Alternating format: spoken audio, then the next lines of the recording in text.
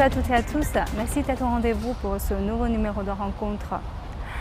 Quand on évoque les échanges historiques entre la Chine et l'Afrique, il est impossible de ne pas mentionner la route de la soie maritime. Quelles sont les découvertes archéologiques sur cette période et quelle inspiration peut-on tirer de cette époque fascinante? Aujourd'hui, nous allons en parler avec un anthropologue renommé, M. Augustin Hall. Bonjour, M. Hall. Bonjour. Vous êtes professeur maintenant à l'université de Xiamen en Chine. Vous avez eu une longue carrière qui vous a amené en Europe et aux États-Unis, où vous avez été professeur pendant de très longues années. Et alors, pouvez-vous nous expliquer tout d'abord quel est, selon vous, le rôle de la route de la soie maritime dans les échanges historiques entre la Chine et l'Afrique? Disons que c'est une question complexe, donc, mais il faut essayer de répondre très simplement. La route de la soie maritime a mis en contact les pays de l'océan Indien assez tôt dans l'histoire humaine, plus ou moins récente. Elle est le pendant maritime de la route de la soie continentale. Et on peut dire que le premier témoin de présence chinoise sur le continent africain est évidemment la soie, qui a été trouvée dans les cheveux d'une dame enterrée dans le cimetière de roi de la 21e dynastie dans le delta en Égypte. Donc il date à peu près de 1000 avant notre ère. On peut dire qu'à partir de ce moment, à partir de la dynastie Han par exemple, les contacts entre l'Afrique et la Chine se sont établis de manière pas très fréquente, mais assez régulière. Et bien évidemment, ça a été intensifié pendant la dynastie Ming, avec les nombreux voyages de l'amiral Zheng He, qui a atteint l'Afrique au cours de ces 3 derniers voyages. Donc la route de la soie a permis de transporter les biens produits en Chine, particulièrement la porcelaine, que l'on trouve dans de nombreux sites archéologiques, non seulement sur la côte orientale de l'Afrique, mais aussi à l'intérieur du continent, comme en Afrique du Sud, jusqu'au Zimbabwe. Il y en a beaucoup plus au Kenya, un peu au Sud-Soudan. Donc depuis l'interruption de navigation pendant la dynastie Ming, le commerce s'est poursuivi de manière moins intensive et les rapports Chine-Afrique ont à nouveau décollé pendant la période coloniale, après la révolution en Chine, quand la République populaire a été proclamée en 1949, la Chine a été un soutien infaillible au mouvement de libération du continent.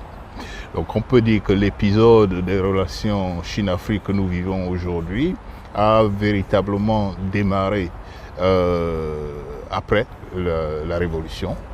Et c'est dans la continuité de ce mouvement que nous sommes aujourd'hui. Vous avez mentionné tout à l'heure la porcelaine. On sait que la côte est certains historiens ont qualifié la côte est de l'Afrique un peu côte de la porcelaine parce qu'on a découvert beaucoup de céramique. Donc, est-ce que vous pouvez dire que la porcelaine c'est le principal témoin de cette époque? Archéologiquement parlant, oui, mais il y a aussi des pièces de monnaie. Il y a les pièces de monnaie en cuivre qui ont été trouvées dans plusieurs sites. Il n'y en a pas énormément, mais il est presque certain qu'en plus de la porcelaine, il y avait des denrées périssables ou quelque chose comme ça qui faisait partie des transactions. Mais la principale signature de la culture matérielle chinoise dans le continent, c'est effectivement les différentes variétés de porcelaine produites en Chine. Et il y a aussi les descendants des Chinois. Il y a un des navires de l'expédition de l'amiral Zheng He qui a chaviré dans les environs d'une île de Pemba. Et donc les survivants, il y a les descendants des survivants sont présents là-bas aujourd'hui, sur le plan non seulement physique, mais sur le plan de l'ADN. Donc tout ça, c'est bien connu. Les contacts Chine-Afrique, c'est à la fois culture matérielle, humaine, peut-être pas trace de culture parce que ça fait quand même longtemps, mais il y a physiquement les descendants des marins chinois qui sont à une population d'Afrique de l'Est aujourd'hui. Et on sait, après au 15e à 17e siècle, on assiste à un essor des activités maritimes européennes. Donc, quelles sont les influences de ces activités sur les échanges anciens entre la Chine et l'Afrique? Donc, il y a une comparaison intéressante à faire entre les rapports Europe-Afrique et les rapports Chine-Afrique. L'une des principales caractéristiques des rapports Chine-Afrique, c'est qu'elle n'implique pas des conquêtes ou des questions de domination politique. C'était vraiment un système marchand, un système d'échange, un système peut-être de visite politique, alors que avec l'arrivée des premiers Portugais autour de 1492 sur la côte est-africaine, leur premier contact avec la population, c'était le bombardement de Malindi. Donc ils sont finalement imposés par la force et imposés des contrats forcés aux populations locales. Et en fait, bon, nous considérons généralement que l'arrivée des Portugais a marqué, par l'impact destructif, a marqué la fin de des civilisations swahili, les civilisations urbaines swahili en Afrique de l'Est. Et donc il y a vraiment une différence assez fondamentale dans ce type de rapport. On voit un rapport de prédation et puis des rapports d'échange amicaux qui différencient les deux systèmes. Mais à cette époque, il y a très peu d'échanges. Alors après Zhenghe, entre la Chine et l'Afrique sur la route de la soie maritime, il y a... Non, les échanges sont indirects. Okay. C'est-à-dire la porcelaine chinoise continue à arriver par le biais des marchands intermédiaires. Ça passe par l'Asie du Sud-Est, l'empire Djendiria, il y a tout un empire musulman commerçant qui avait une flotte et qui a atteint la côte d'Afrique de l'Est. C'est comme ça que les Malgaches ont atteint l'Afrique orientale en fait. Les ancêtres des Malgaches actuels viennent d'une île particulière de l'Indonésie. Et donc c'est par ce système de navigation que leurs premiers ancêtres sont d'abord arrivés aux îles Comores, à peu près entre le 8e et le 9e siècle de notre ère.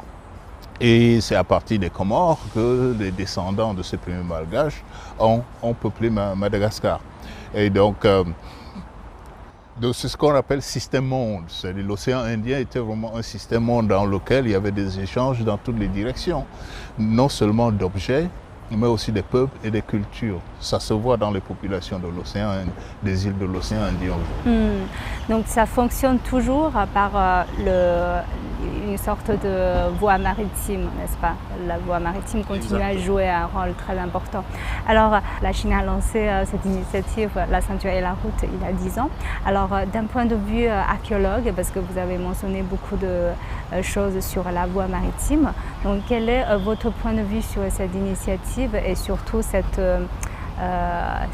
contemporanéité de la route de la soie maritime? On peut dire que l'initiative, la ceinture, la route est une sorte de prolongement de la route de la soie maritime et continentale. Et l'ambition est vraiment d'accélérer la connectivité entre peuples et entre civilisations. Et on peut dire que ça a été déjà lancé par ces deux différentes routes de la soie. Donc, c'est les moyens mis à la disposition des différents acteurs de ce programme qui est absolument différent des initiatives précédentes. Et cela réserve aussi d'une vision du monde qui vise à partager les bénéfices de l'évolution technologique et des améliorations de la vie des êtres humains sur la planète sans discrimination. Donc je pense que d'un certain point de vue, c'est une vision humaniste des rapports humains qui vise à bâtir un monde un peu plus juste. Moi, je fais partie d'un institut de recherche qui s'appelle la ceinture et la route à l'université de Xiamen. Et bien évidemment, c'est une initiative qui, pour l'instant, on voit les résultats, qui suscite beaucoup de jalousie et de contre-jalousie. Elle permet vraiment à l'Afrique de se mettre au niveau des infrastructures modernes et accentuer les flux commerciaux déjà entre les différents pays africains et les pays du reste du monde et aussi la Chine. Donc on peut dire que dans la foulée de cette initiative, la Chine est devenue le premier partenaire commercial des pays africains. Et bien évidemment, cela suscite un certain nombre de réactions négatives de la part de certains. Mais c'est une initiative absolument cruciale pour accélérer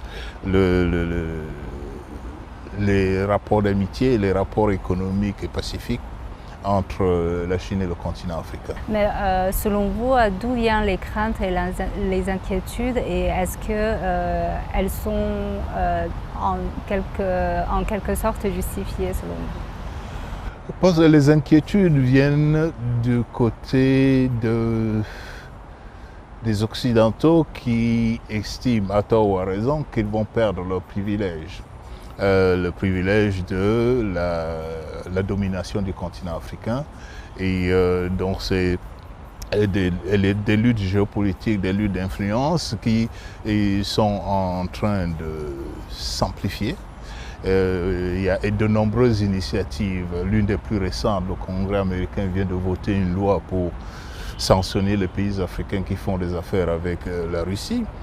Il y a toute une série de projets pour essayer de stopper le progrès technologique de la Chine. Ça, c'est un secret de polichinelle. Mais c'est tout simplement que dans l'histoire humaine, il ne peut pas avoir de pays ou de civilisation qui domine le monde pour l'éternité.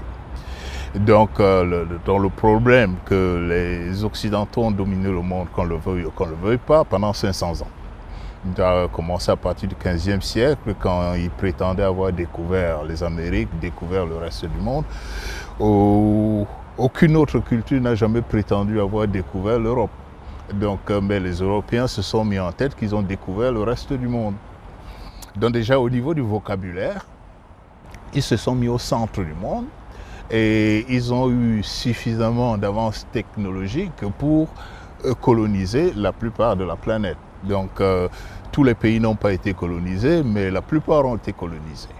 Et à partir de cela, ils ont assis leur domination sur le monde.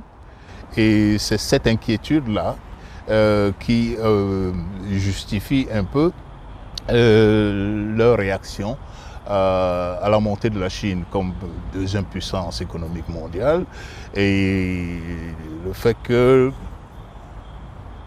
faut passer le relais. Il y aura certainement une autre puissance après les puissances occidentales, peut-être d'Orient, peut-être la Chine, peut-être autre, mais c'est ça qui inquiète énormément les puissances occidentales aujourd'hui et mettre tout en batterie, que ce soit militaire, que ce soit économique, que ce soit financier, pour essayer de la maintenir et de freiner tous les autres pays qui avancent technologiquement dans le monde aujourd'hui. Vous avez mentionné un point intéressant, c'est qu'on ne fait pas souvent attention, c'est la découverte du monde. Pouvez-vous nous expliquer davantage cette notion que, par exemple, on dit les Américains ont découvert la Terre, comment dirais-je, c'est des nouvelles découvertes de Terre et tout, mais quels sont les vocabulaires pertinents selon vous qu'il faut employer? Oui, c'était tout, c'était tout un genre littéraire. Hein. Dans le 18e, 19e siècle, c'était vraiment il y a des ouvrages entiers qui s'intitulent Voyage de découverte. Donc, découverte du point de vue des Européens, parce que quand ils vont quelque part, il y a des peuples qui vivent là-bas. Eux, ils viennent les découvrir. Donc, ils viennent découvrir les sources du Nil. Et ils ont découvert l'Amérique. Mais ils n'ont pas tort, ils ont découvert. Donc, non, c'est parce qu'ils se mettent au centre. Okay. Et quand ils trouvent quelque chose de nouveau, ils l'ont découvert. Ce qui est vrai, c'est-à-dire qu'ils ne savaient pas. Et après, ils savent, ils n'ont pas. C'est un peu cette idée de se mettre au centre. Quand on va chez les autres, au lieu de dire on a rencontré tel peuple, oui, okay. On le découvre. Donc, c'est vraiment, sur le plan sémantique, c'est l'impression que ça donne. On est au centre de l'univers, ce qui est en périphérie, si nous arrivons à être en contact avec cela, nous les avons découverts. On n'est pas entré en contact avec les Bantous, on n'est pas entré en contact avec les Amérindiens, on les a découverts. Et c'est vraiment ça qui fait problème. Et il y en a beaucoup qui gardent encore cette mentalité-là. C'est un peu inconscient, je dirais. Une sorte de chauvinisme culturel. On se met au centre du monde et tous les autres sont soit des amis, soit des ennemis, mais on les découvre quand même.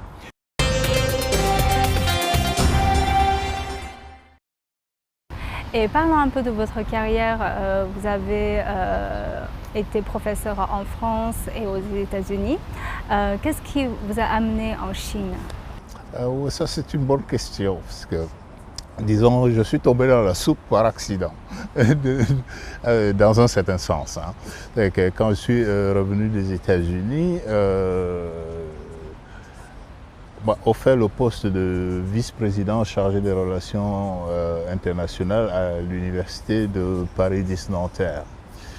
À Paris X Nanterre, à l'époque, le vice-président chargé des relations internationales était de fait le directeur français de l'Institut Confucius.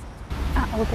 Donc, en acceptant d'être vice-président, je devenais en même temps directeur français de l'Institut Confucius.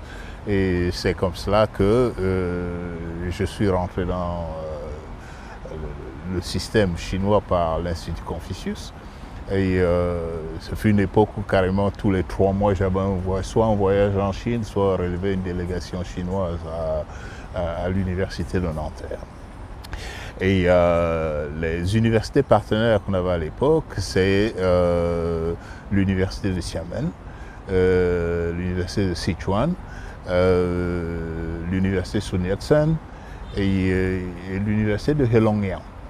Et donc, juste ma première sortie en Chine a été une invitation à assister au 60e anniversaire de l'université de Nankin avec le président Meneses. Donc, petit à petit, à force de voyager pour renouer les relations avec différentes universités. L'université de Xiamen m'a nommé professeur visiteur. J'ai commencé à enseigner à l'université de Xiamen des cours d'été. Et puis, progressivement, on m'a demandé si ça m'intéressait de venir en Chine. J'ai dit, réfléchissons un peu. Donc, au bout de 3 ou de 5 ans, oui, j'ai quand même dit que je saute le pas. Voilà. Donc, j'ai démissionné de mon poste de directeur scientifique adjoint à l'Institut des sciences sociales et humaines du CNRS en France. Et j'ai rejoint l'université de Xiamen en début 2017. Vous avez sauté le pas quand même après 3 ou 5 ans, donc qu'est-ce que vous avez finalement poussé dans votre décision?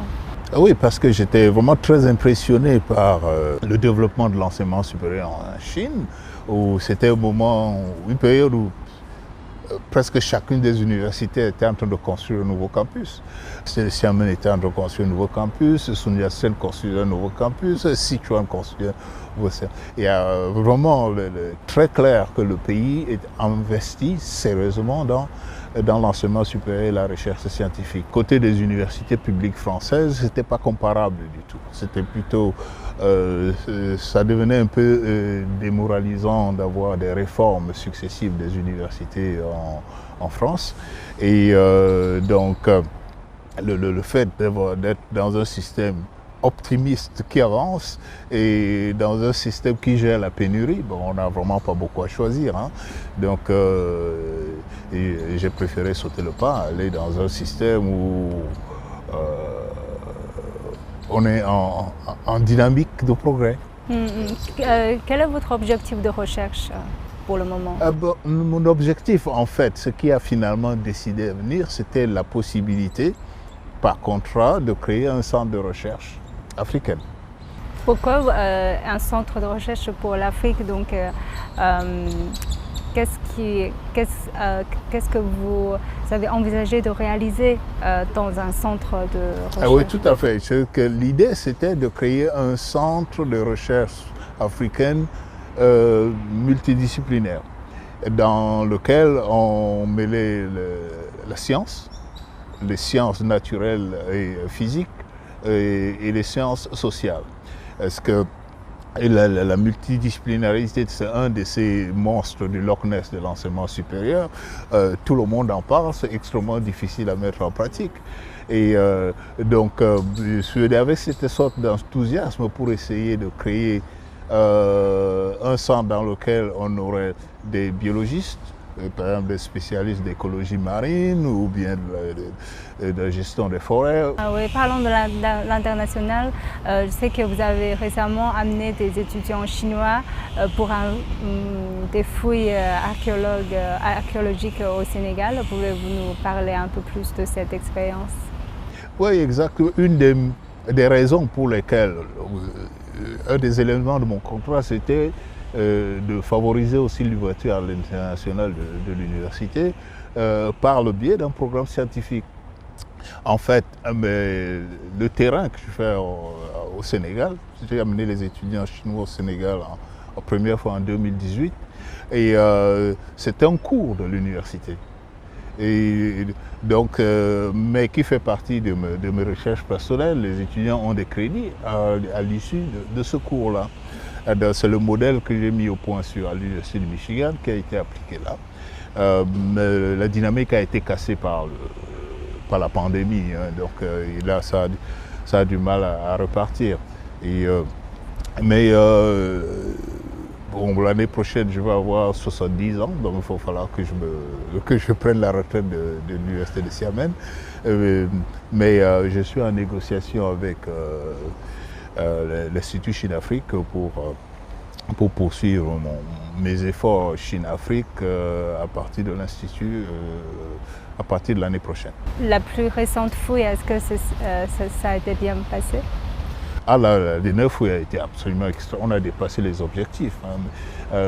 Disons que c'était assez ciblé comme fouille quand même.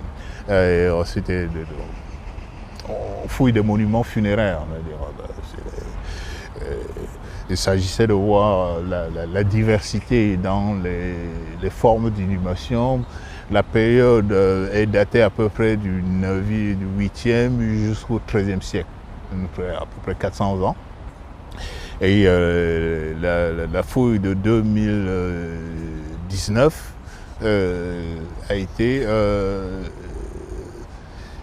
a permis de dater ce site-là.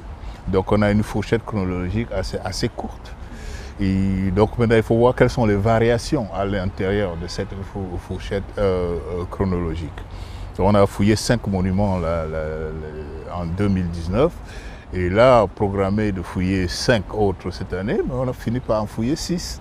Donc, c'est plutôt un bilan extrêmement positif. Et vous m'avez dit que tous les étudiants qui sont allés à la fouille, les étudiants chinois, ont tous un nom sénégalais maintenant? Ah oui, je pense qu'ils ont été très bons, parce que c'est des conditions physiques. La fouille archéologique est très physique, hein. Et puis, il fait quand même chaud. Mais bon, c'est l'expression que j'utilise, c'est field conditions.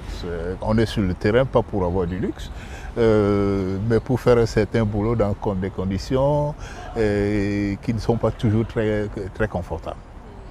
Mais ça se passe toujours très bien avec les étudiants.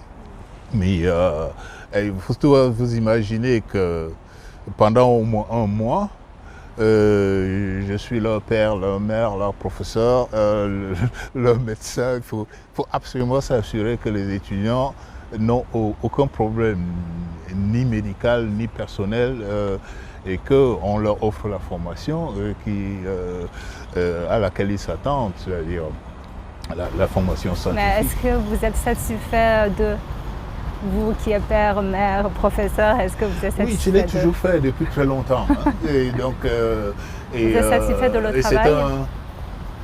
C'est un aspect de ce métier que j'aime beaucoup parce que en un mois, l'étudiant mûrit très rapidement. Et vous êtes très fasciné par l'anthropologie et aussi je sais que vous avez eu un rêve quand vous étiez jeune d'être historien et vous travaillez aussi maintenant, vous consacrez une partie de votre travail aussi sur l'histoire africaine.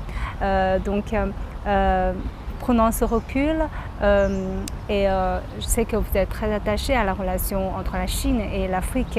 Donc, quelles sont vos attentes par rapport à la relation entre la Chine et l'Afrique, surtout si on revient un peu au début quand on parle de la voie maritime des échanges, surtout avec cette initiative. Quelles sont vos attentes maintenant par rapport à cette relation? Donc, honnêtement, je suis venu en Chine pour participer un peu à ce mouvement-là de renforcement des relations entre la Chine et l'Afrique par le biais de l'enseignement supérieur, par le biais des mouvements d'étudiants, en mettant les jeunes ensemble, en les faisant travailler ensemble.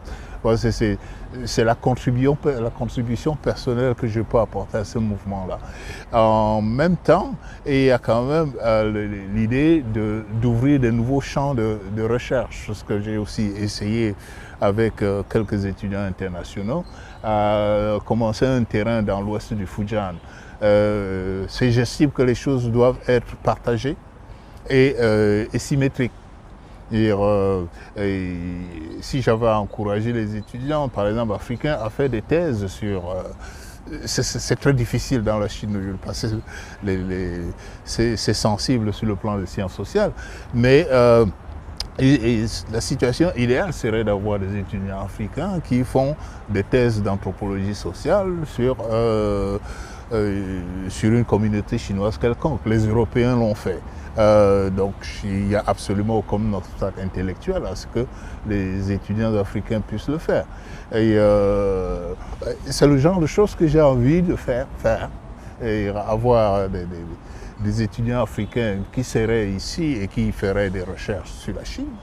Donc, pour essayer de les motiver, ils commencent à faire moi, quelques recherches dans le domaine qui est le mien, c'est-à-dire de l'archéologie, mais non destructrice, on n'a rien à creuser, mais envisager l'étude des pavements.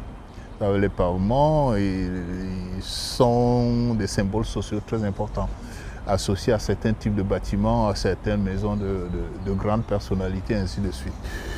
Donc, le projet qu'on a fait que j'ai commencé avec les étudiants internationaux, c'est de les relever, de les cartographier.